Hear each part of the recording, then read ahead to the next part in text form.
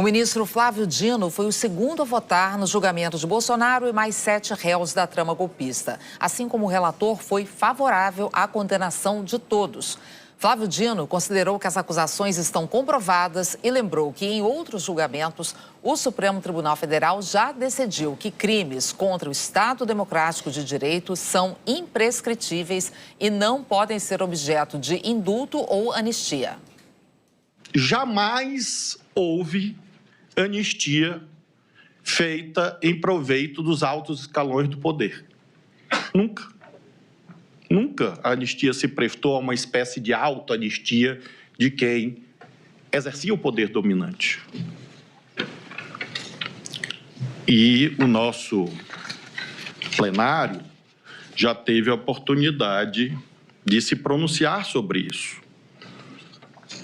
quanto ao descabimento de anistia, que esses crimes já foram declarados pelo plenário do Supremo Tribunal Federal como insuscetíveis de indulto, anistia, portanto, dessas condutas políticas de afastamento ou de extinção da punibilidade. Flávio Dino, assim como o relator, rejeitou pontos levantados pela defesa. Afirmou que o Supremo é a instância correta para julgar o caso. Reiterou a validade da delação de Mauro Cid e também negou a junção dos crimes de tentativa de golpe de Estado e de abolição violenta do Estado Democrático de Direito. Segundo Dino, foi comprovada a ação continuada dos réus, os chamados atos executórios, na tentativa de manter Bolsonaro no poder. E segundo ele, tais ações colocaram o Estado Democrático de Direito em gravíssimo perigo. Há um encadeamento entre atos preparatórios que já são atos executórios. E foi isso que, a meu ver, está sobejamente demonstrado nos autos, porque os atos preparatórios já expõem o bem jurídico, Estado Democrático de Direito, a gravíssimo perigo. Creio que, se você está com intuito pacifista e você tem uma irresignação, você vai à missa, vai ao culto. Ou, quem sabe, até acampa na porta da igreja. Mas não, os acampamentos foram na porta de quartéis. E eu sei que se reza nos quartéis, mas, sobretudo, nos quartéis há fuzis, metralhadoras, tanques. Então, a violência é inerente a toda a narrativa que consta dos autos. Não cumprir ordens judiciais é uma violência. E é o risco ou a imposição de um mal injusto e grave a um magistrado. Se você diz, não vou cumprir sua ordem judicial, qual é o passo seguinte? Essa conduta já contém uma grave ameaça. Tanques desfilando, fechamento violento de rodovias federais, ataques ao prédio da PF e a policiais no dia da diplomação presidencial, tentativa de fechar aeroportos. Flávio Dino votou pela condenação dos 8 réus, mas considerou que há diferentes graus de culpa entre eles. O ministro considerou que o ex-presidente Bolsonaro e Braga Neto tiveram papel de maior relevância nos atos que culminaram na tentativa de golpe de Estado. E segundo Dino, Augusto Heleno, Paulo Sérgio Nogueira e Alexandre Ramagem tiveram participação de menor importância. Por isso, vai propor penas menores para eles. Em relação ao Bolsonaro, aos réus Jair Bolsonaro e Braga Neto, não há dúvida que a culpabilidade é bastante alta. E, portanto, a dosimetria deve ser congruente com o papel dominante que eles exerciam.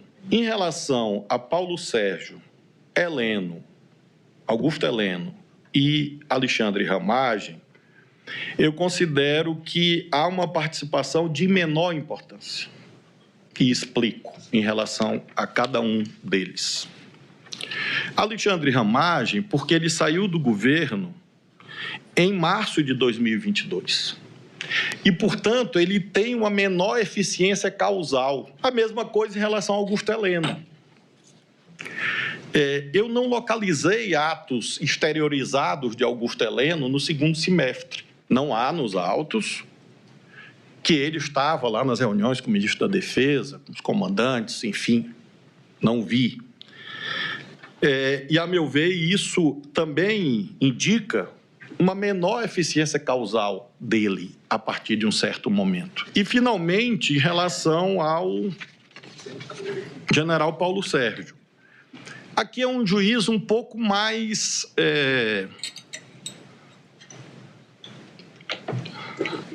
difícil, mais sofisticado, eu diria. De fato, a prova oral abundante de que, num certo momento, ele tentou demover o presidente da República.